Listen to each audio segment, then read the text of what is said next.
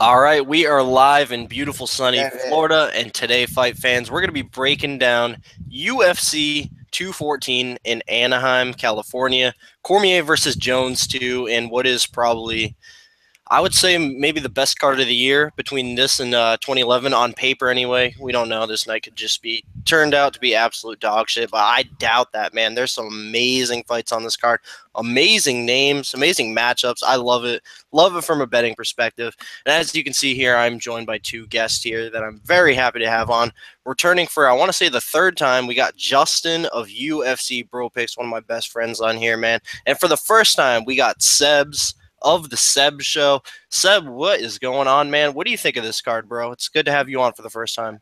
thanks for having me, Kelton. It's an honor. Justin, thanks to be in your presence as always, sir.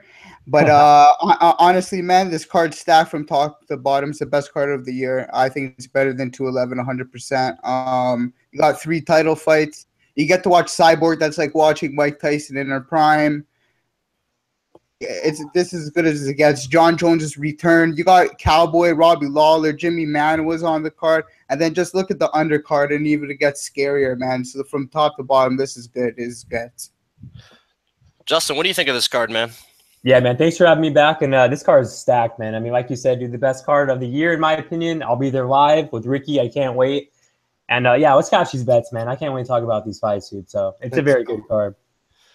So I do have to add that always got to bring it up, win or lose. I did unfortunately have my worst card of 2017 last week. Just nothing went well for me. Lost 10 units, but we're here to bounce back 100%. I'm very, very solid on the plays I have for this week, and I fully expect to have a very profitable weekend. Speaking of profitable, I actually just did win. I did win a bet for the Tuesday night contender series tonight. I went 1-0 plus 1.20 units on Dan Idgy is what Snoop Dogg was calling him. Yeah, Love that show. That was a good fucking pick, man. I'm surprised he didn't get a contract. He should. That was really, really good. That Cuban kid he was fighting, he has some like real knockouts on his record. Man, he has like that arm drag knockout and stuff. He looked high level even though he's 4-0. He's a young kid, but like I'm surprised that Idgy kid didn't get a knockout or didn't get a contract. I mean. I feel like they should definitely sign Ige and then give that Cuban kid another shot on the contender series show. I think that would be good. But enough of that, man. We're going to be breaking down the entire, I want to say it's 12 fight card here. So starting from the very bottom, man, we got the first fight of the night. We got Drew Dober minus 350 taking on Josh Burkman plus 190, and probably what is the worst fight on this card. So we're probably going to get through this one quick. Sebs, the new guy, I'll start with you on this one. All right. There's a reason they have this at the bottom, guys. But nevertheless, it's still on the card, so we have to talk about it. We got old man Burkman. I'm pretty sure this is his walking papers. They're giving him his walking papers with Dober here. His recent run is he's 1-5. Pretty much, if he doesn't hit the takedown early on Dober is going to eat him up on the feet. Dober trains at Team Elevation. He has pretty fluid movement in and out. He's got some good Muay Thai. He's got some legit striking. And he's coming off that loss of OAM. I was there live. I saw that. He was lighting him up at some points, but OAM ended up getting the win there. But nevertheless, I do like him in this spot. I have him actually in a little play. Let me go over what it's like a 1.25 or something.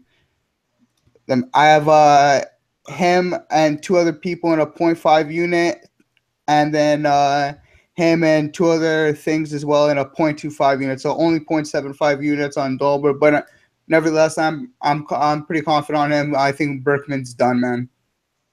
All right, so me, man, I definitely agree with Sebs here. Josh Burkman is a extremely sharp fighter.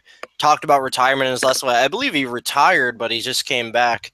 But the dude's real done at this point, 37 years old. And Drew Dober, as much as people want to joke on Drew Dober, because he really is a slightly below average UFC fighter, the dude does have real good Muay Thai. I mean, he starches fools like Jason Gonzalez. And I think at this point in Josh Burkman's career, He's so shot. He's around that range of a Jason Gonzalez. So I see Drew Dober going in there, stuffing the early takedowns, and probably lighting Burkman up to a first-round finish. That all being said, man, I cannot parlay up Drew Dober here simply because the dude has dropped the ball in the past to older fighters like Efrain Escudero. Dropped the ball huge there, getting subbed in like 30 seconds. So I wouldn't be entirely shocked if Burkman went out there and pulled a old tricky veteran move out of his hat there and got Drew Dober out of there some way. Wondering what the doesn't go the distance is in this fight. It's minus 120. I don't think that's playable. But I definitely don't think this fight goes the distance either way. My pick's going to be Dober via first round KO, but I can't trust him at the price. What about you, Justin? Yeah, man, this is going to be a quick breakdown for me, man. I really don't want to bet in this fight. It's a huge pass for me for sure. I'll pick Dober, though, because I think he's way better on the feet. But, I mean, it's more of a fade on Burkman. But, I mean, I think Burkman might be the bigger dude here, though, too. So that kind of scares me because if he takes him down, you know. But, yeah, dude, Dober, I mean, he dropped OAM in the second round. I mean, he's way better on the feet here. But, I mean, Burkman's 1-6. He knows it's one of his last fights. He might go out there and start him, so we have no idea. So it's more of a fade on Burkman. I'll pick Dober. But, yeah, don't tail me on this. All right, so moving on, we got Alexandra Albu, minus 160, taking on Kylan Curran, plus 140. And I'm going to start with this one, man.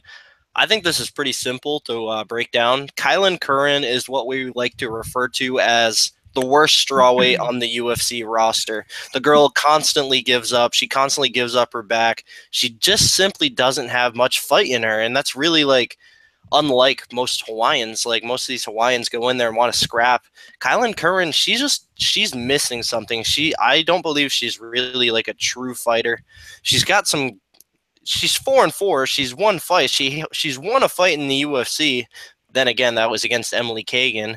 And she's went in there against a couple decent names like Felice, but man, I think she's out there crying in the octagon. I don't want to trash talk a professional UFC fighter, but man, she's not good, man. So anybody, as soon as I see Kylan Curran paired up in the UFC, I always want to look at the opponent to see if it's worth fading Kylan Curran. And with Alexandra Albu, sure, she's probably mostly known for her Instagram page and the kind of things she does on there, but the girl's Russian, the girl's well-rounded, and the girl is in shape. So, I mean, Alexander Albush is not a whole lot of tape on her, but she is 1-0 in the UFC with a finish. And the girl she beat, granted, she's not that great, but I guarantee she'd probably have a competitive fight with Kylan Curran.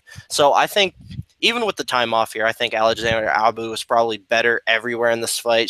Kylan Curran is going to somewhere quit, give up her back. I got Alexander Albu here via I'll say a second-round submission, and I do have a play on Albu. I have 3 units on her at minus 150 to win 2 units. Very confident there. Even with it is a women's MMA fight, but when my money is against Kylan Curran, I'm always feeling confident, man. So, yeah, love Albu here. I'll say second-round submission. Justin, what do you think of this one?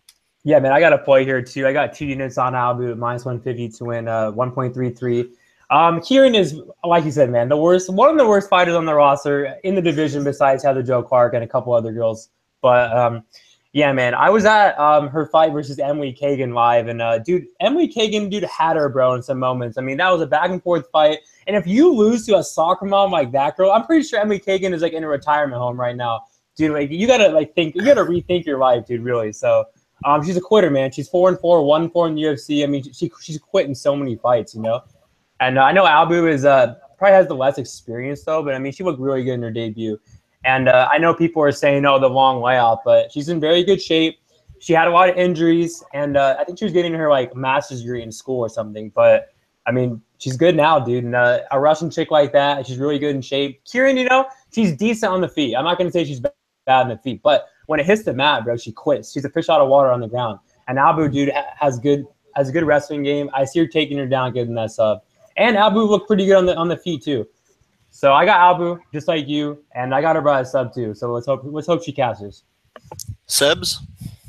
All right, so pretty much I'm agreeing with everything you guys are saying. On my show, I took Curran just for I know she doesn't have that fight in her, but I think she knows this is her walking papers as well.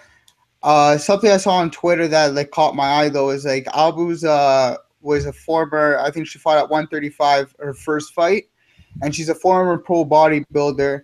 And this is all before USADA, so she's not going to be able to use diuretics to get down to 115. It's going to be a pretty tough cut on her side.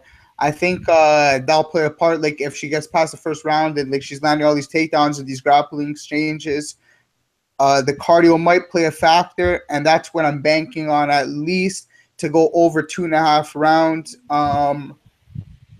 I put that in a 0.2 unit parlay, very small stab at that because I do not trust Curran that much at all, but I did want a little bit of action on this fight.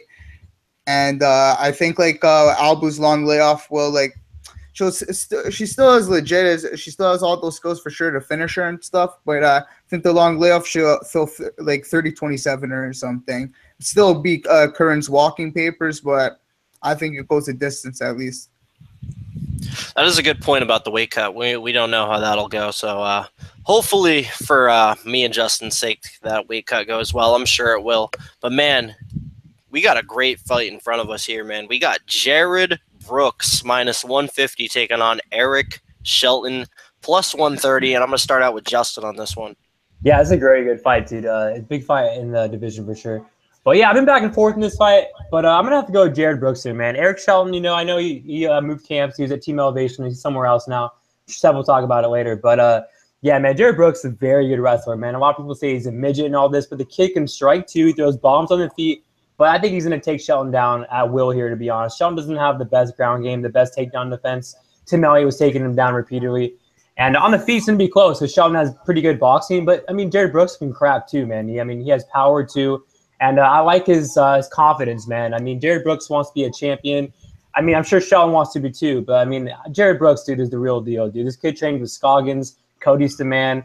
And he's super – dude, I think he has good cardio too, man. I just like his guns blazing kind of style, dude. So I got Jared Brooks by a dominant decision here. Sebs? Yeah, so I need to throw in my big input here. I got to interview both these guys earlier this last Sunday, so earlier or late last weekend. Shelton's interview didn't get to go up. Like there's some video problem, some audio problem or whatnot. But like I got to talk to him. I'll let you guys know what he said and everything. And then you guys saw Jared Brooks' interview. I'll talk about that as well. But we'll start off with Shelton. So like pretty much Eric Shelton was telling me for this fight, he switched camps, like Justin was saying, from Team Elevation to Team Sprout already, something I didn't like. He said, like, it was too striking-oriented or something at Team Elevation, and he wasn't prepared for the wrestling against Pantoja, and there wasn't even that much wrestling. It was a lot more striking than there was the grappling exchanges, I think. It was, like, pure striking, But he's like, oh, I wasn't ready for the wrestling there. I think I needed to change back to my undefeated camp. And the one thing that really swayed me was actually a couple of things, but this was the biggest one when he told me Jared Brooks and him have been going back and forth on Twitter for a while now. And Shelton actually admitted to me, he said, yeah, he got in my head for sure, but I'm not going to let that happen on fight night. So, like, you can see already Jared Brooks is really part of this mental warfare stuff. I did talk about that with my interview with Jared Brooks, and, man, this kid is going to be a star, let me tell you, 100%. He is here for the flyweight championship. I don't see a lot of people in like the top 10 that can stop this kid's wrestling. His wrestling is so fucking legit. Go watch it. His fight against Nakamura and Pancrase, how he body slams him pretty much. It looks like it's WWE that we're watching. Like, he's a legit wrestler. He might be a little bit short, and his movement and his boxing is crisp as like unreal. He trains with, like he was saying, Cody Stamen. I have to just go off right now. He gets strength and conditioning from Guy Monarch, who's the strength and conditioning coach for Detroit Lions and the Red Wings. And then he gets his boxing from the same guys as Michigan top team and the head boxing coach, Carol Rowe, there. So, like, I'm all in on Jared Brooks, man. His confidence was really high. I got 4 units on Brooks and somebody else later in the card to win 3.06 units. I think this does go the distance, though. He gets a 30-27. And I have the over rounds with something later in the card for 2.76 units to win 2 units, and then again the over round with something later in the card to win 2.07 or 2.08 units. Yeah, man. So at first I was actually looking at Eric Shelton as a underdog play. I kind of like that number on him at first, the plus 130, because he does have some things going for him in this fight. I do think he's actually like the superior athlete. He's a real athletic dude. I think he's sharper on the feet for sure. He's got a real nice jab. The thing he has most going for him here is the fact that he's actually been in the UFC octagon. We don't know if Jared Brooks is going to have jitters. I would think not, just based on his attitude and personality. But that is something to think about. Shelton's got his feet under him in the UFC octagon. Jared Brooks, more I did research on him, I do think he's probably a bad matchup for Eric Shelton. Like these guys said, Jared is a real short, stocky dude. Actually fought at 115 pounds a couple times in Japan. Dude's strong as hell, and he's got that overhand on the feet, man. The dude packs power for a little guy, honestly. So wouldn't be shocked if he landed something huge on Shelton on the feet, but Shelton should probably win the striking exchanges. But it really is going to come down to the wrestling here. I think Jared Brooks, with the wrestling-based game plan, should probably win at least 2 of the 3 rounds. So I'm going to say Jared Brooks via a 29-28 decision. That's my official pick. I'm really looking forward to this fight, though.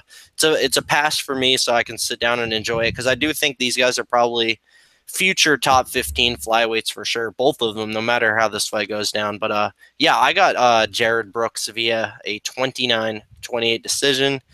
So moving on here, man, we got Andre Fili minus 355 taking on Calvin Kattar plus 295. I'm going to start out with Sebs on this one. All right, so the little tape I saw on Kattar, he throws a lot of wild punches. Something I don't like.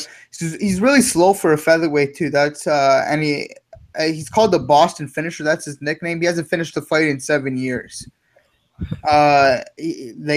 So with his wild punches, he's susceptible to a lot of open takedowns, which Touchy-Feely is going to land at will. I'm pretty sure. His wrestling's been looking better and better, Touchy-Feely. Kattar only throws 1 punch at a time, not a lot of volume, and he's always looking for like either that heavy right hand or like something like a lead head kick or something like that. Pretty much, like I think this is just like Fili is gonna dominate this match. He Max always said he has the hardest hands in the like that he's ever fought against. Striking's looking better and better. His wrestling's improving at Team Alpha Male. His combinations, like you guys saw what he did, the pace he put on Hawker and Diaz, and just how he dropped them in the first round, and he nearly finished the fight in the first round. He was I think a plus 130 or plus 140 underdog too in that. So yeah, I'm all over Touchy-Feely in this one. I got him with the over in the last fight with Brooks and Shelton for 2.76 units to win 2 units. And then I got him parlayed with someone later in the card, or 2 things later. Or sorry, I got him parlayed with Dober and something later in the card, 0.25 units. And then I got him Touchy-Feely, Dober, and someone later in the card for 0.5 units. Yeah, man. This is going to be Andre Fili all day long. Like Sebs mentioned, looked amazing against Hawker and Diaz last time out. Easily the best Andre Fili we've ever seen. The dude really is putting work in at Team Alpha Male. And Team Alpha Male has been on quite a roll lately, looking at the recent win of Clay Guida. Not a lot of people expected him to go out there and beat Eric Koch. I really think Team Alpha Male really found their feet under them with the new coaches like Buchholz and what's the grappler's name? The dude that retired. I completely forget it. Holdsworth. Holdsworth. Oh, Chris Holdsworth. Yeah. Castillo too. They're all great. But yeah, man. So Calvin Kattar, he comes from a wrestling background. He wrestled in high school. I'm not really sure how good he even was, but that really is his base, is his wrestling. But he's really kind of turned into a striker for the most part. But striking is really not even that good, man. It's pretty robotic, pretty slow, telegraphed. Just throws the most basic strikes, and Andre Fili is no slouch of a striker at all. One does not simply knock out Mowgli Benitez. That dude is a savage. So I think Andre Fili, he could use that wrestling-based game plan and sub Kattar, or he could probably put him away on the feet, honestly. So I love Andre Fili here a lot, man. And when it comes from a betting perspective, I wouldn't hate at all if you parlayed Andre Fili at this high of a price, just because I think he should actually be even bigger. But the way I played it, the way I like it, I think coming in on short notice here, especially for Kattar, Fili looking the best he's ever looked. He's won half his fights in the UFC by finish. So when I see a minus 355 at wins in the distance at plus money, I want to take that, man. So I put 1.5 units on Andre Fili wins in the distance at plus 130 to win 1.95 units. I think this has Fili finish written all over it, man. So I like Andre. I'll say second round submission. Justin, what do you think of this one?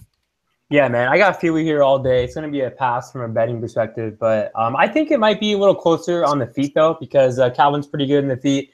Calvin's a pretty good featherweight, too.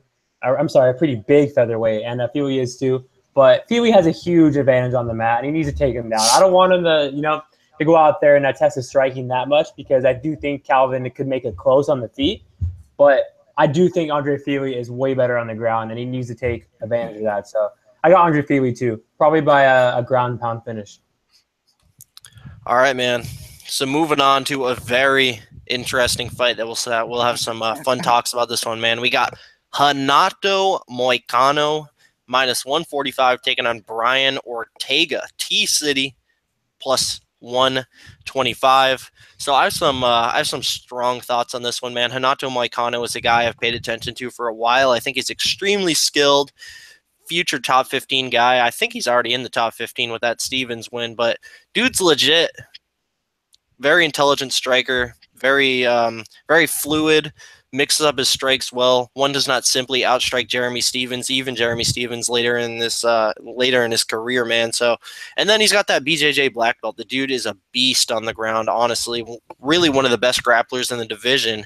And it's funny, man, because a lot of people will want to say that about Brian Ortega, but I simply have, maybe he proves me wrong here, but I am a Brian Ortega non-believer. I think the guy's good, but he's a little overrated.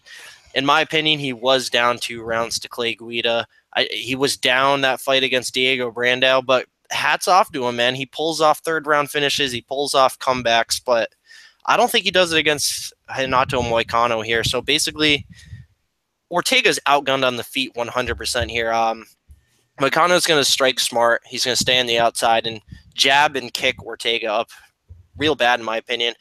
And Ortega obviously is going to want to get it to the ground. He probably thinks he has a better BJJ, but I don't think he has the wrestling to do it. I think Moicano can stay on his feet here and outstrike Ortega probably over the course of 3 rounds. If it gets to the mat, I'd honestly be more scared if Moicano was in the guard of Brian Ortega, because that really is the best aspect of Brian Ortega's guard. The dude's named T-City for a reason. He's extremely flexible down there and is a super tricky guard. So honestly, if this fight's on the mat, I'd probably be more comfortable if Ortega was on top, because Moicano is, in my opinion, the overall better grappler than Brian Ortega, man. So I'm confident wherever this fight goes for Moicano, but I think the most likely outcome here is that Moicano keeps on the feet, strikes smart, and outstrikes Ortega over the course of 3 rounds. And I do have Renato Moicano in a 4-unit parlay with somebody later in the card, man. So, yeah, man, I love Moicano here. I'm going to let Justin take over on this one. Yeah, man, this is a very good fight. On the feet, though, man, I do think Moicano's better on the feet. I like his volume, He runs away a lot. And, T-City, he might have the power on the feet, for sure. I actually think he does. But he throws bombs, kind of wild. But, yeah, man, you know you're going to get from T-City, man. Hard for days, one of the best chins in the division for sure. And he has the best ground game. Might have the best ground game in the division, too. So, say Moicano has the better ground game. I don't know, man. I know he's a black belt, but Ryan James is too. And T-City, man, I mean, you've seen what he has done so far in the UFC. Dude, if you get him to the ground, he's going to tap you out, man. So if Moicano goes in there and takes him down, he's going to get tapped out. And and like we talked about recently, man, we talked like 10 minutes before this. Look at this debut against Mike Del Torre. I know Mike Del Torre is a jobber and a half, but still, though, dude, he went out there and, went on his back and tapped him out. He's not just off his back. Like, that's not his whole game, man. He's so deadly on the ground. He could pull and then he could pull guard. You don't know what you're gonna get from T-City, man. So, but it's a close fight, and that's why I'm gonna have to stay away from a betting perspective because Moicano does have the edge on the feet. But in my opinion, if it goes to the ground, it's all T-City. I mean, T-City on top, T-City on the bottom, doesn't matter, bro. So T-City is going to win this fight. He's going to tap him out. And, yeah, man, I can't wait. Sebs, before you go, my laptop's actually fucking up on me. So go and talk about this fight, and I think I'm going to try to rejoin the hangout. But go ahead. What do you got for this fight? All right, so I'll start it off here while you try and fix everything. So T-City, like you guys said, Moicano does definitely have the edge on the feet, in my opinion. But T-City's no slouch on the feet. He's been training with the Machida brothers at the Machida Karate. Like sparring with Chinzo Machida every day is no joke. Even though the guy's 40 years old, he's like, it's still no joke with him. He's a legit black belt in karate. So is his brother. It looks like he's been bulking up too for 145. Like, and his last few wins, we'll just talk like against Clay Guida. Yeah, he was down. He did overcome adversity in that fight. Like you guys were saying, he was probably down. He was losing that fight. He's probably down both rounds, I'd say, against Guida before he landed the knee. And then, but like the main thing here that I'm looking at is the fact that I think Ortega can grab him just like he grabbed Brandao at one point, and then like kind of slickly not take his back, but like get him in some weird scramble that they hit the floor and he gets a submission locked up and then transitions to, you saw what he did. He transitioned from an anaconda to a guillotine and then slipped on to T-City, right? He went right to triangle, tapped out Brandao. And he has one of the, like you guys were saying, if he does go for the takedowns, he probably, I think his wrestling's improving, so he could get the takedowns, in my opinion.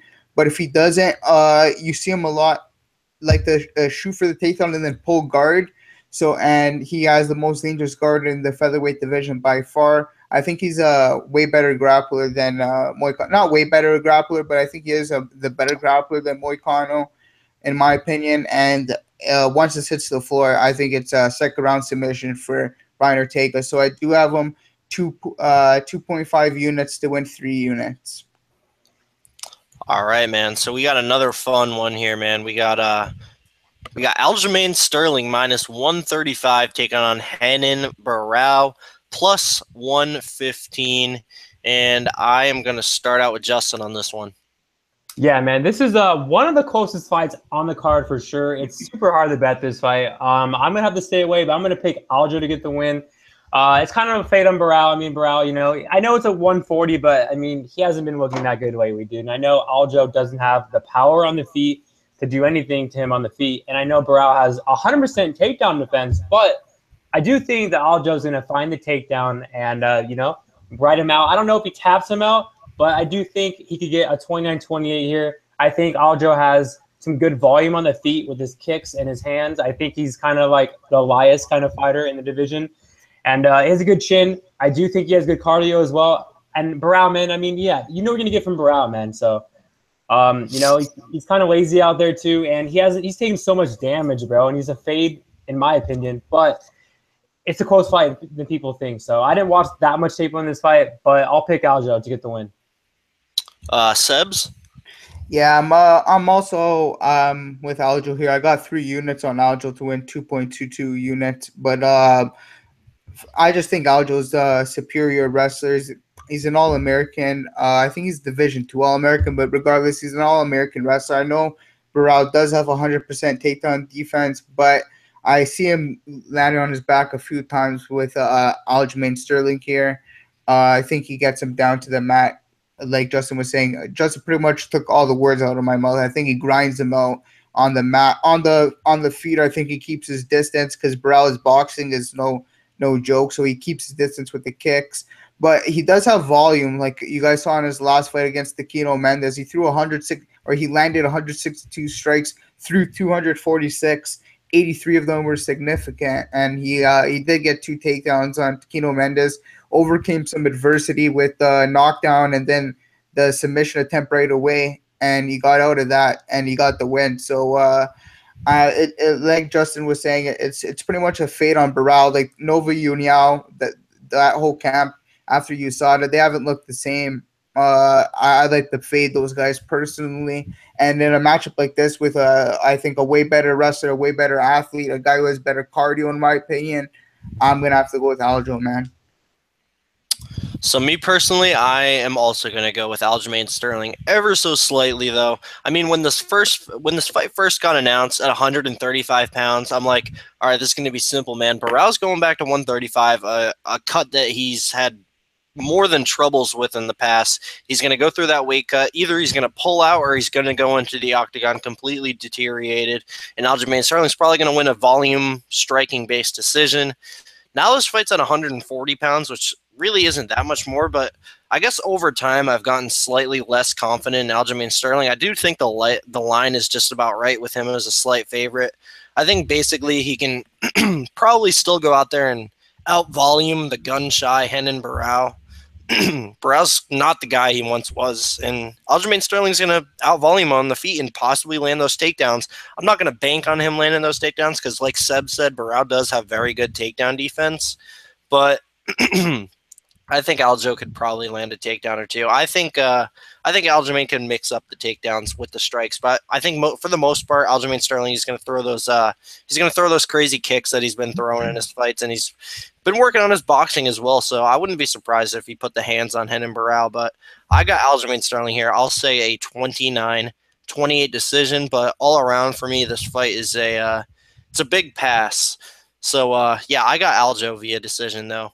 But moving on, man, we do have an extremely fun fight. We got Jason Knight minus 125 taking on Ricardo Lamas plus 105. And I'm going to start with Sebs on this one. I think this might be fight of the night. This is up there with Robbie Lawler and Cerrone.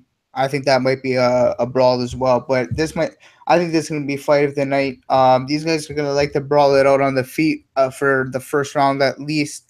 Jason Knight is no slouch on the feet. He comes from Alan Belcher's kickboxing. You guys saw how that, well, even though Chase Sherman hasn't gone to Jackson Wink, he still incorporates a lot of Alan Belcher's kicks and his striking techniques, which Jason Knight is like ever improving, striking every fight. You guys just saw him knock out Chas Skelly, and he did break Chas Skelly's arm in that first round. So I expect that actually Ricardo Lamas to put Jason Knight on his back a couple of times here. I think he is a better wrestler overall, but Jason Knight has an extremely scary guard as well. Very offensive. His rubber guard is very dangerous. He's very flexible. You've seen him go for gogoplatas, omoplatas, you name it. This guy is very flexible. He'll try and go for any submission from the guard. And pretty much I have Jason Knight. I think he outstrikes Ricardo Lamas on the feet. And if this goes to the floor, I think Ricardo Lamas is in big trouble because he has a young, hungry lion here, man. And Ricardo Lamas is on his way out. He's like 35 years old. Agreed, man. I'll take over on this one. So this one's tough for me to pick, and it really has been. I've been struggling with the pick. I've actually gone back a few times. Man, I'm going to go with the vet here. I'm going to go with Ricardo Lamas via decision, actually. And I switched my pick a few times, which shows how close I think this is. But I think the line should be flopped around. I think Lamas should be the minus 125 here. So basically, Jason Knight, he does have some stuff going for him here. He's obviously the younger guy. He's got the momentum. Lamas, he's on the way out, being completely honest here, man. But Ricardo Lamas is also an extremely solid fighter who still has some fight left in him, man. Submitting Charles do Bronx Oliveira is a feather in the cap and shows that Lamas really still has it. I believe that was his last fight. But the dude's got a solid boxing game. The dude's got solid wrestling, and he's got the skills on the mat here. But, I mean, you really can't say all the same things about Jason Knight. But I feel like And it's not even that Instagram post that Jason Knight posted tonight of him eating the barbecue and the steak and the fries and all that. I just think Ricardo Lamas, I think he's the perfect guy to end this streak of Jason Knight, and it'll probably be good for Jason Knight, but I really think Lamas is probably going to be too much for him here. I think he can outbox Jason Knight, and I think he could probably out-wrestle him, but Jason Knight surprised me in the past, so I would not be surprised with anything here, but Lamas is a solid dude. He's going to be a tough test for Jason Knight. And if the price on Lamas gets a lot better, I mean, I might have to take that stab at plus 120, man, because the dude's legit, and he's been a solid top 5 guy now for, I want to say, years. And Jason Knight, of course, he is on the way up, but who really has he been beating? I mean, he's been beating decent fighters like Dan Hooker and Alex Caceres and Chaz Skelly, but I don't think any of those guys are on the same level as Ricardo Lamas. So I think Jason Knight being the favorite here is maybe a little bit disrespectful to Ricardo Lamas, but I do understand it to some extent. This is an extremely unconfident pick for me, but I'm going to go with Ricardo Lamas via a 29-28 decision. Justin, what do you think of this one? Yeah, man, I took the 4-unit shot on Knight at plus 105 to win 4.2 units, and I do agree that Lamas is a tough veteran. I mean, he's been in there with some good fighters. He's beaten some good fighters too, but I mean, you watch his last fight against Charles Oliveira, and that first round, dude. I mean, he was saved by the bell, dude. He would have got choked out, dude. I mean, look at the last 10 seconds. And I know he went out there and beat a Charles Oliveira in the second round, but I mean, Charles was gassed. I mean, he missed weight, and he took that fight on like 2 weeks notice. I mean, his biggest wins against Cub Swanson in 2011. I mean, come on, dude. I mean, that was a long ass time ago. He didn't look that good against Charles Oliveira. And then his last fight, Max Holloway dominated him, 30-27. That's the champ. Still, though, he goes out there and beats Diego Sanchez. But, I mean, who doesn't beat Diego Sanchez, And a lot of people are saying that Knight's going to get taken down here because he doesn't have good wrestling. Ricardo's going to do the same game plan that Kattar did. That was a long-ass time ago. That was Jason Knight's debut. And he's worked on his wrestling, man, a lot since then, dude. And he had bad fight IQ in that fight, and he even said that. His wrestling looked really good. Lamas has 45% takedown defense. I think Jason Knight is gonna get his ass to the mat. I really do think he's going to. And on the feet, I think Knight has the better boxing. I think he has the better pressure. He has a better chin for sure. Ricardo Lamas is a little chinny, and Jason Knight has power, dude. Look at his last fight. And another thing too, I mean, I'm like getting emotional right now, but freaking Rodriguez. Okay, Leroy, dude. I mean, look at that fight. I mean. Fucking Rodriguez could even finish him in 5 rounds. And then what did Jason Knight do? He taps him out in the second round. Jason Knight, man, is on a very good streak. Chaz Skelly is a very good wrestler, man. I think he got Jason Knight down once, and Knight reversed him, and Knight, put him away in the third. And one huge thing I want to mention here, which is one reason why I'm really big on Knight here, is his last 3 fights against Hooker, Leroy, and Skelly. He couldn't breathe, man, out of his right nostril, dude. He had very trouble breathing. He got that surgery after the Skelly fight, so he has 100%. He can breathe now. So we're gonna see the best Jason Knight, man, out there, in my opinion. So I like the guy with the better chin, the better pressure, the better cardio. And I know Lamas has beaten some good guys, but I think he's on his way out, dude. He's 35 years old. Jason Knight's on the rise. Ricardo's on his way out. So I got Jason Knight here, man, and I'm very confident in him. So moving on to the main card here, man, we got a real explosive light heavyweight fight here, man. We got Jimmy Manuwa minus 170 taking on Volkan Oezdemir plus 150. I'll start out with this one, man. So I think this is an awesome fight for Jimmy Manuwa. I think I'm not, just like I am with Brian Ortega, I'm not a Volkan Oezdemir believer. So he comes in, first fight in the UFC, fights OSP on short notice, goes split decision with OSP, and basically that fight is what it is. It was his first fight in the UFC, so I'm not even going to take it into consideration. Although he did win that fight. I thought he lost it, but not even thinking about that fight. So he goes in next fight against Misha Cirkunov, knocks out Misha Cirkunov, who's a grappler. He knocked him out on the feet, props to him, but it was a very lucky strike. There wasn't a whole lot of technique behind it. The dude can strike, but man, I think Jimmy Manuwa is just on a completely different level when it comes to the striking technique. Jimmy Manuwa is a very, very technical boxer. Dude dude's an all-around great striker, man. And you really look at his only 2 losses in his career against Alexander Gustafsson and Anthony Rumble Johnson. And so we don't really know, in my opinion, we don't know much about Volkan Oezdemir. He goes split decision, short notice fight against OSP. I don't want to take into consideration his first UFC fight. Then we saw him 30 seconds in the next one. So I haven't really seen much from him. So I went and looked at his regional tape, and because I tried to find ways for Volkan to win, I was like, if Volkan's going to win this fight, he's probably going to utilize the wrestling on Jimmy Manuwa, because that, of course, is Jimmy's weakness. Volkan Oezdemir does not have good wrestling whatsoever, so I don't really think that's going to be an option for him. Not only that, man, Jimmy Manuwa has improved on his takedown defense and did stuff a takedown from Corey Anderson's, who, you know, say what you want about Corey Anderson, but the dude can wrestle, and he's a hell of a lot better wrestler than Volkan. So I think for sure this fight stays on the feet, and for sure the better striker is going to win. I think Jimmy Manuwa touches the chin of Volkan early. I got Jimmy Manuwa via a first-round KO. I think he's going to end that for whatever it is, the hype train on old Volkan Oezdemir, and I got him in a 3-unit parlay with somebody later in the card. Love Jimmy here. I think this is just a tailor-made matchup for him, man. So, Justin, what do you think of this one?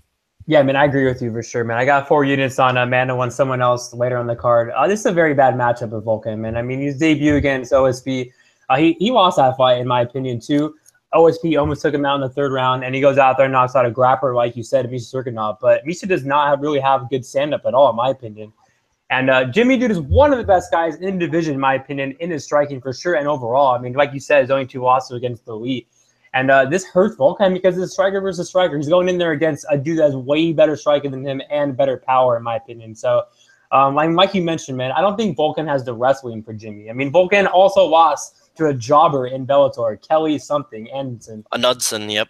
Yeah, and Manuwa's only lost with the best, dude. So, you know, Manuwa is the better striker here. He's a heavy hitter, dude, and I see Manuwa taking him out in the 1st round, like you mentioned. So, I like Jimmy a lot here. No plays? No plays? Me or who? Or you got any plays? Yeah, dude, I have 4 units with him and someone else in the card.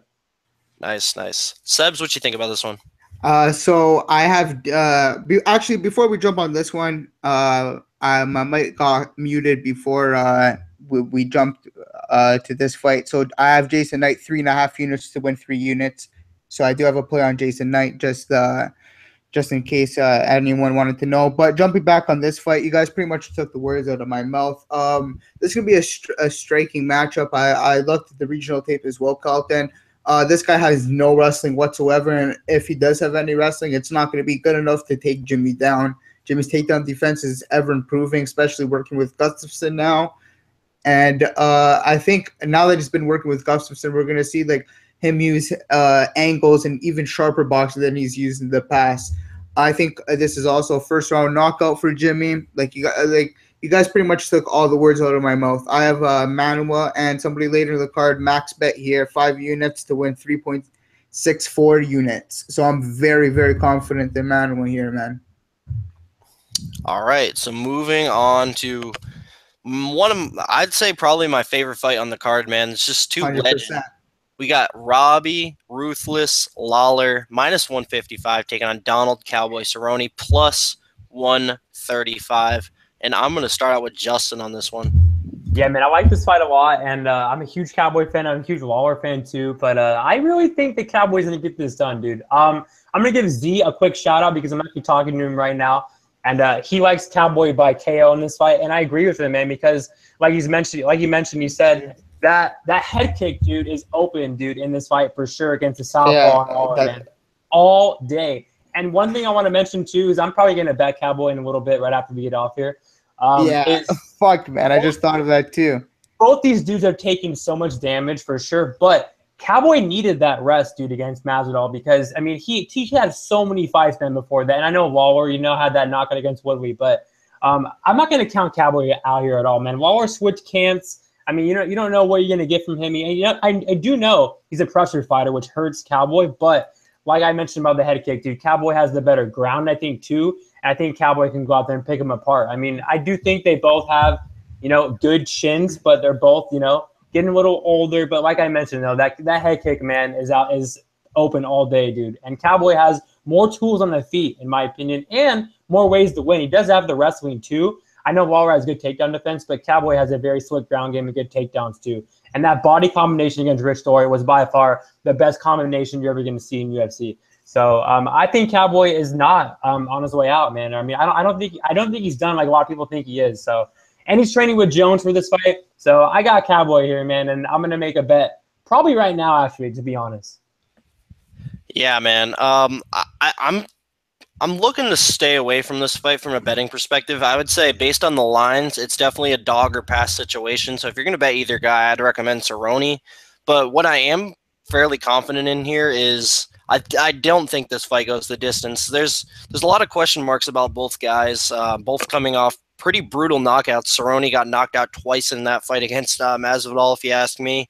Robbie Lawler got destroyed by Woodley, and it's been a while since he fought. So I don't know. Both guys, honestly, they could come in a little tentative, but thinking about who these guys are, I do not see Robbie Lawler and I do not see Donald Cerrone coming in here tentative. I think these guys are going to come and try to make a statement. I think they both want to show that they're still in the game, and I think when these guys clash in the striking, and I don't think this fight goes to the ground. Donald Cerrone tried using his wrestling a lot in the welterweight division, and he got to take down some lesser guys, but Robbie Lawler is got one of the best takedown defense games in the entire UFC. So I definitely see this fight standing, and the way they both strike, the way they both have power, both are just ruthless, and both have been knocked out a lot. So I really like this fight to not go the distance or the under 2.5 rounds. I originally had a bet on this fight under 2.5 rounds back when it was scheduled for, I think that was 213.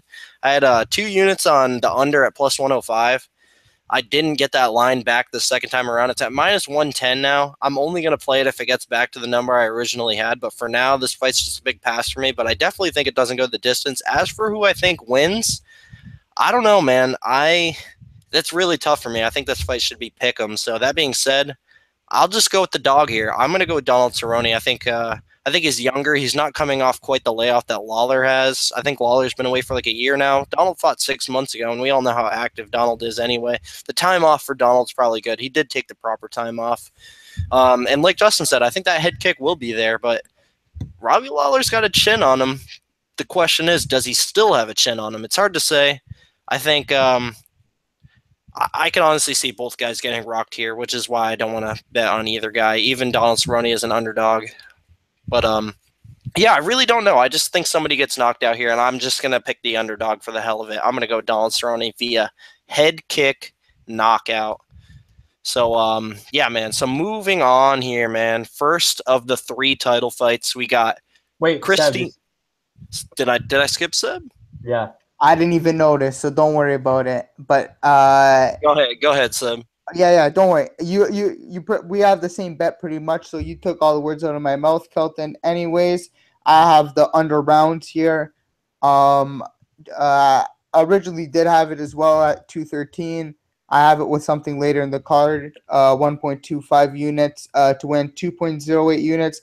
And then I saw the line get back to even money, so I threw another 0.25 units on it to win another 0.25 units. But like you're saying, these guys' chins are worn out, man. I don't see it going the distance. But I do favor Cerrone in this match. But I think, like Z pointed out and Justin stated, that head kick's going to be open all day because Lawler in that southpaw stance. I think that head kick's going to be the finisher here for Cerrone, second round knockout.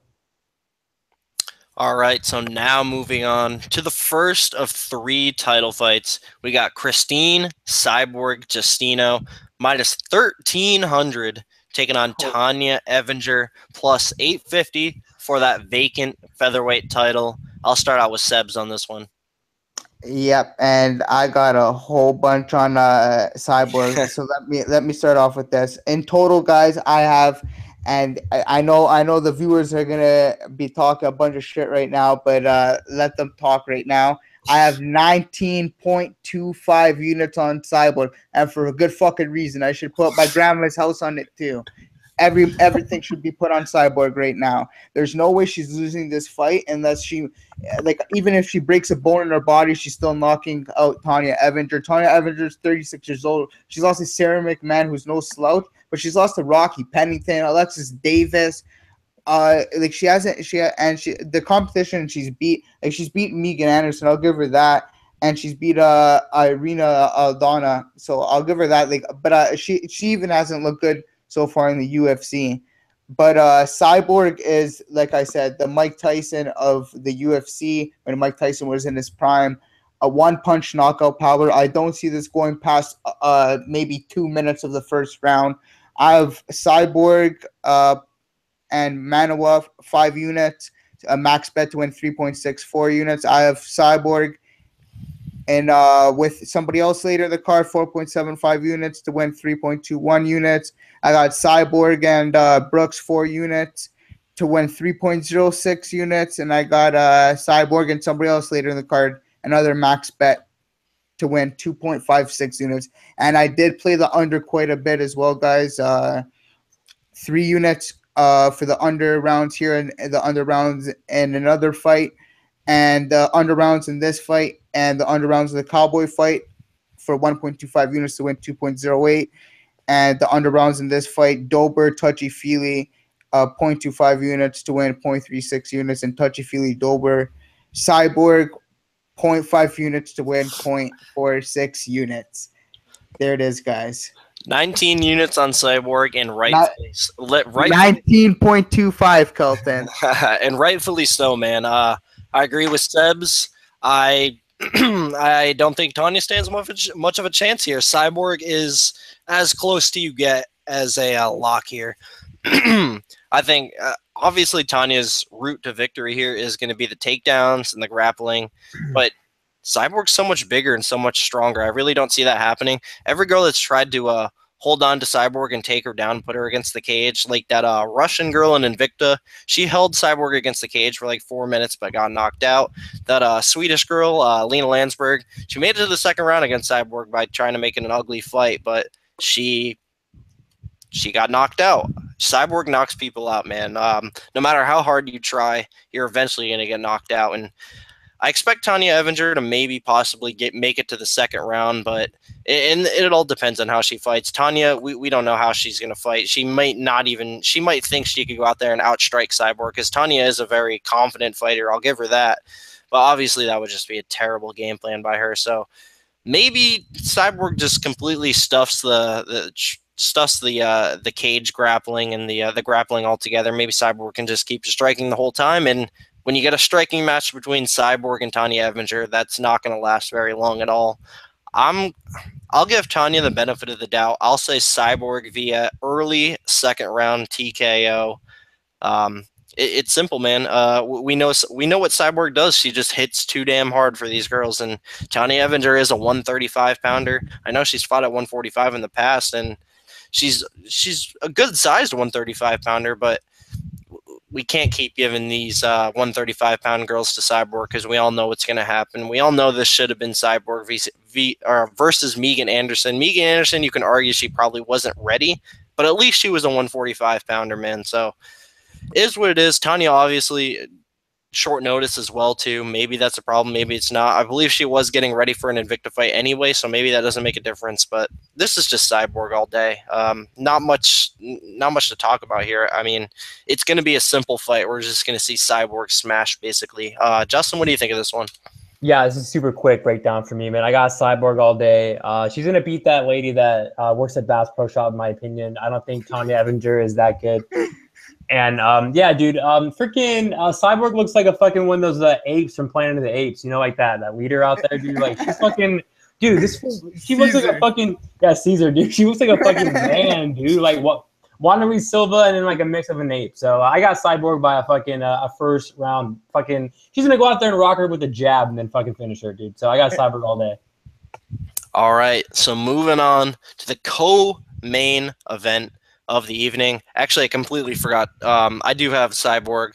I have 7 units on Cyborg. Not as crazy as Seb's, but I do have Cyborg parlayed with Manuwa at 3 units. At I completely forgot the line I got on that. 3 units to win 1.96. Oh, yeah, 3 units at minus 151. And then 4 units on Moicano Cyborg at minus 110. So 7 units on Cyborg there parlayed with Moicano and Manuwa. But this co-main event, man, this is the biggest fight of the card for me when it comes to a betting perspective. So I'll start out here, man. We got Tyron, the chosen one, Woodley, defending his belt, minus 120 or minus 220, taking on Damian Maia plus 180. And this is the perfect fight in my opinion. Like this is everything I look for when I want to make a play on a fight. So we got Tyron Woodley, who's basically a wrestler at his base, but he's really in these later fights, later in his career, he's been knocking fools out. Dethroned the champ, Robbie Lawler. Not a lot of people thought he would win that fight, but the dude has serious power, and he's starting to put together some technical boxing to go behind that. The dude's not just a wrestler with an overhand. Tyron Woodley's a very good boxer. So Damian Maia, obviously not a striker, probably can't hang on the feet whatsoever here. Obviously going to be looking to get it to the ground. And against one of the best wrestlers, not just in the division, but in the UFC, in Tyron Woodley, I really do not see Damian Maia being able to get this fight to the ground. I think Tyron Woodley shrugs him off. Maybe the first round's a little tough, but I think Tyron Woodley eventually gets Damian Maia's he gets him off him, and he lights him up on the feet probably relatively quick. We could even see this a very, very quick knockout without even one takedown attempt. I mean, we saw Damian Maia get starched very, very early against Nate Marquardt earlier in his career. Tyron Woodley's a guy who hits, if not harder than Nate Marquardt. So I think Damian Maia, he probably would have had a lot better of a chance against the Stephen Wonderboy Thompson, but this really is just a nightmare matchup for him, man. And this is a fight I like to bet on because it's a guy I can really trust in the champ, Tyron Woodley. The dude is the elite of the elite, and I feel comfortable putting my money on him, not only just to get it done, but to get it done early. So I have 5 units on Tyron Woodley straight at minus 210, and I got I want to say minus 210. I don't even remember. And then I also put 3 units on the under 2.5 at plus 100. So if Tyron Woodley gets this fight finished in under 12.5 minutes, that's going to be looking real pretty for me, about 5.5 units for me there. So I got a lot. I got 8 units writing on this fight between the under and Woodley, and I fully expect to cash here. I don't see Damian Maia getting it to the ground with Tyron Woodley's takedown defense. The dude can wrestle his ass off. It's simply a terrible, terrible matchup for Damian Maia, and I feel bad for the guy because he's done amazing things to even get to this spot, but I think the run ends here against the chosen one. So, Justin, what do you think of this one? Yeah, man, I can't agree more with you, man. I got the second part of my parlay. So I have 4 units with him and Manuwa at plus 112 to win 4.48 units. It's a terrible matchup for Damian Maia, man. I mean, look at the Masvidal fight. Masvidal went out there and smoked this fool on the feet, but he didn't have the takedown defense in that fight. You know who has the takedown defense? Tyron Woodley, man. He has the best takedown defense in the division. That's in like 95%.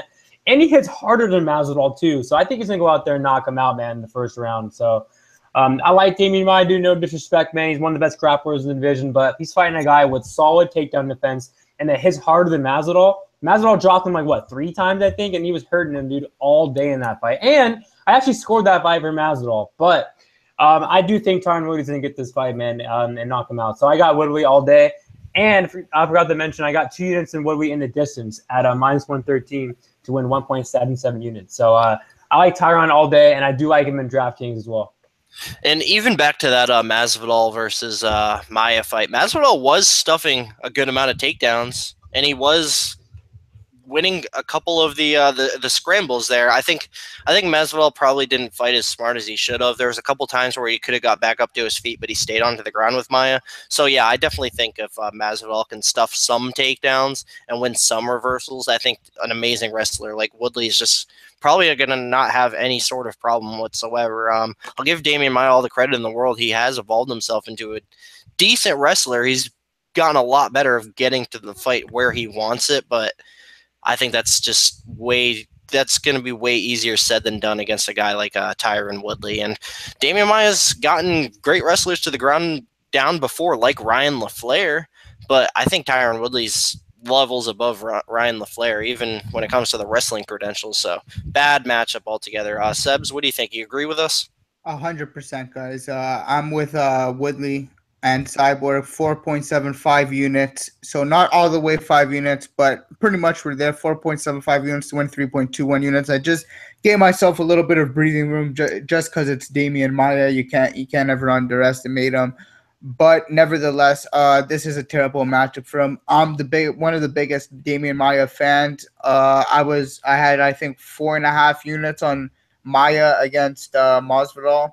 So I was all over that fight, and Masvidal did hurt him in that fight, like you guys were saying, and I see this one playing out a lot not to the same effect of the Masvidal fight, but with Tyron Woodley stuffing his takedowns and being able to any submission attempt that he throws at him, like Masvidal did, he'd be able to break out of. He's going to have the IQ. I guarantee you he's been bringing in top jiu-jitsu practitioners. Tyron's one of those guys that will jump to any camp to get the best training there is.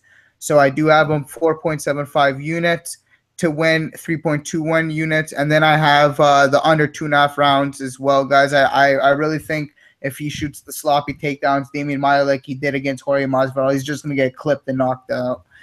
So I have the under 2.5 rounds with Woodley and the under rounds for Cyborg, 3 units to win 3.77 units. And I also, another reason I didn't really clarify, but I love that under 2.5 rounds. I got it at plus 100 because honestly, that really covers me in case Damian Maia gets Woodley down to the ground and gets a quick tap. So, yeah. and that if Damian Maia wins, it's probably going to be him getting it to the ground early somehow, some way or another, and getting a quick tap on Woodley. Woodley, he's all right on the ground. He almost tapped Stephen One Boy Thompson, but I don't think he can hang on the ground with Damian Maia whatsoever. So that would be a little scary. So I like the under. It covers me for that. But yeah, man, Damian Maia is probably not getting this to the ground. But moving on here to the main event of the evening, we got John Bones Jones, the return, minus 250, taking on the champ, the real champ, Daniel DC Cormier, plus 230.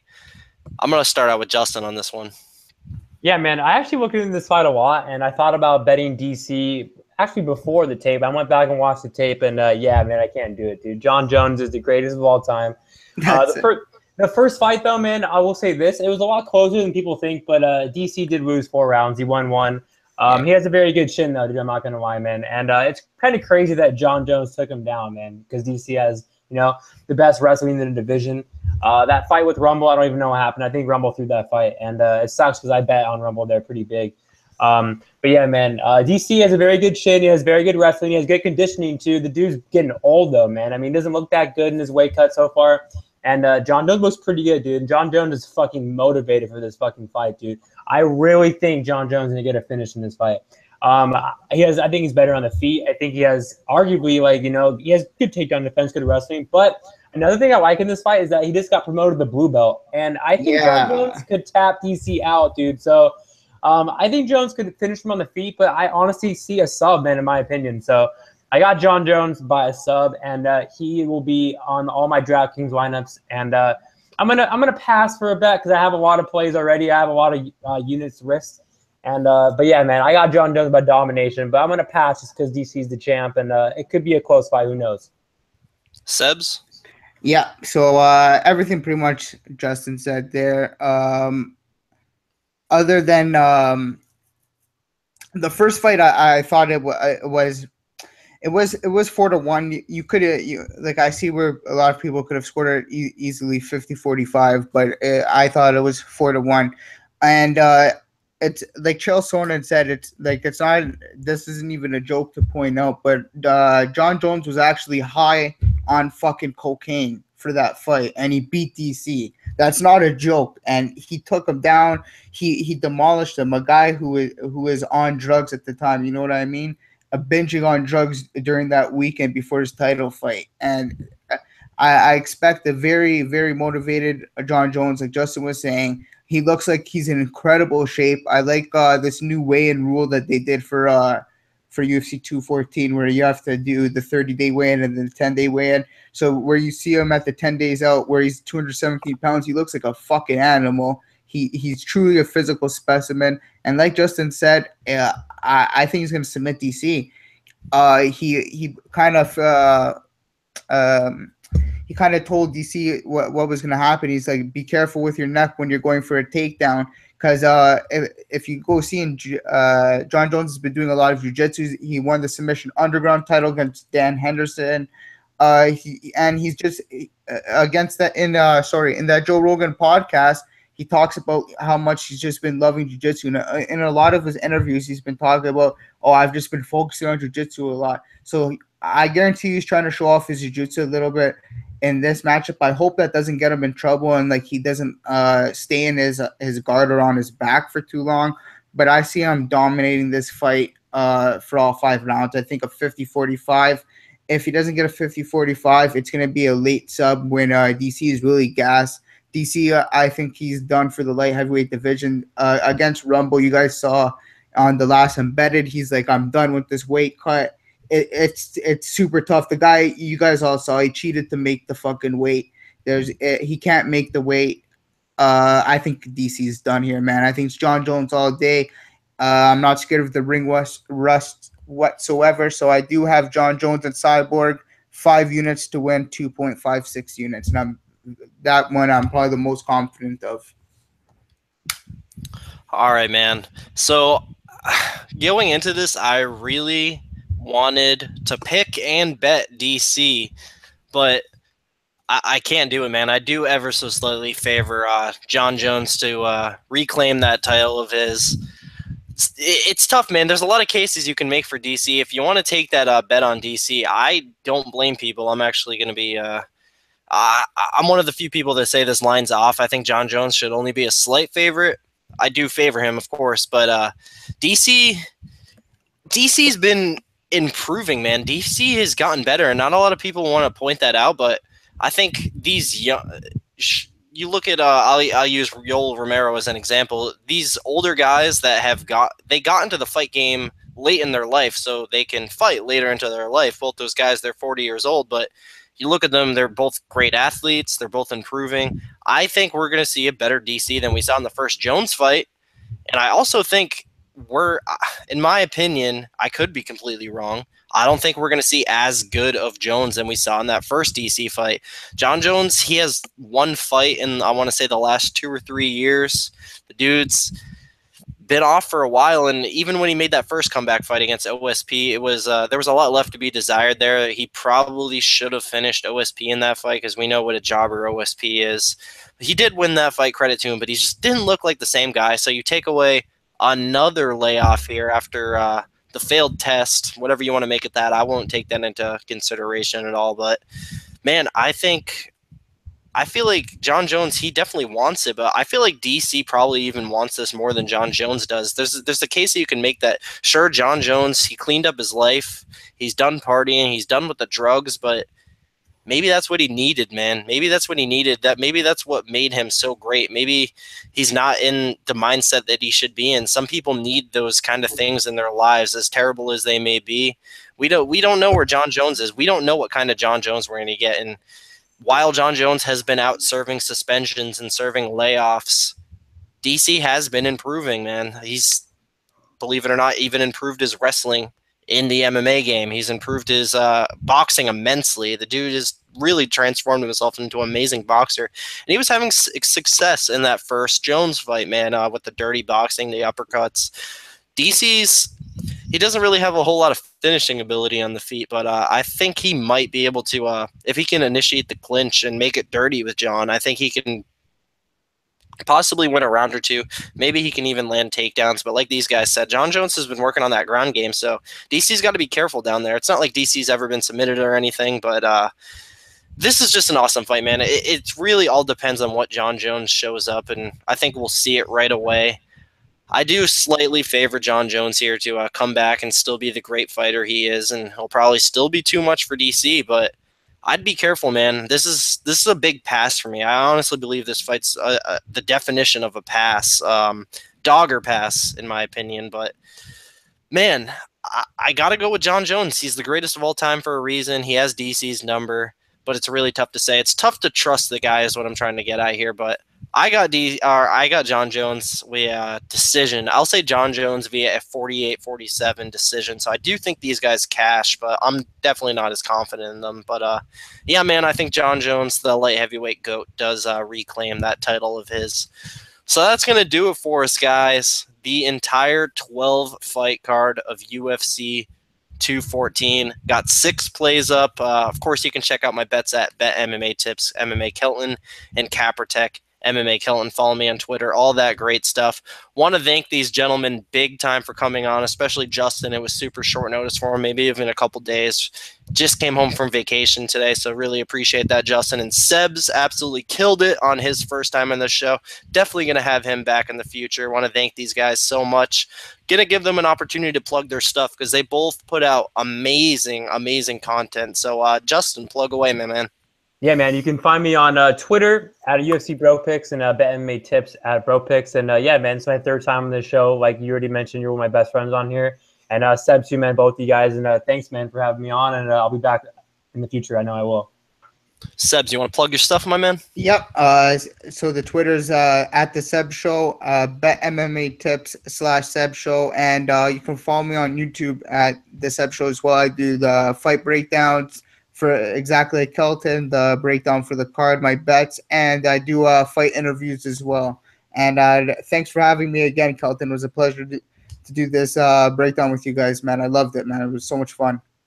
Yeah, man, a lot of fun, and we're going to have a lot of fun on Saturday. Even if we're out there having possibly a losing night, I think we're still going to get our money's worth, man, with all these amazing fights. But, of course, the 3 of us were winners, and we are going to win on Saturday night. So, man, that's going to do it for us, guys. I appreciate you watching very much.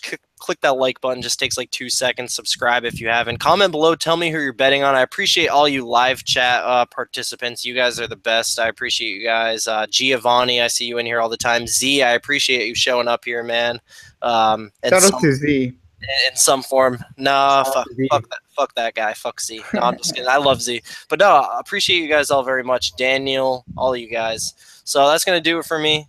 Wait, one more thing I want to interrupt. Sorry. Go ahead. A new episode of UFC Bro Picks will be out tonight at 10:30 live. Just wanted to mention that. Sorry, guys. No problem. I'll definitely be tuning into that, man. But aren't you sick about talking to these fights? You're about to go talk about them all over again? Oh my, I'd kill myself. Hey, I'll be there live, man, on Saturday, dude. So you know I have to, man. So True. You're probably amped right now. That's why I'm so emotional, man, on like certain people. Yeah, dude. I'm ready, well, man. I can't wait. Definitely enjoy that Saturday night, my man. I'm jealous for sure. But thank you guys all so much. I appreciate it more than anything. Life's good right now. So follow me on Twitter, talk fight. I'm down to talk fights with just about any of you guys. So don't be shy. Hit me up on Twitter. Do your thing. But above all, enjoy these fights, guys. Appreciate it.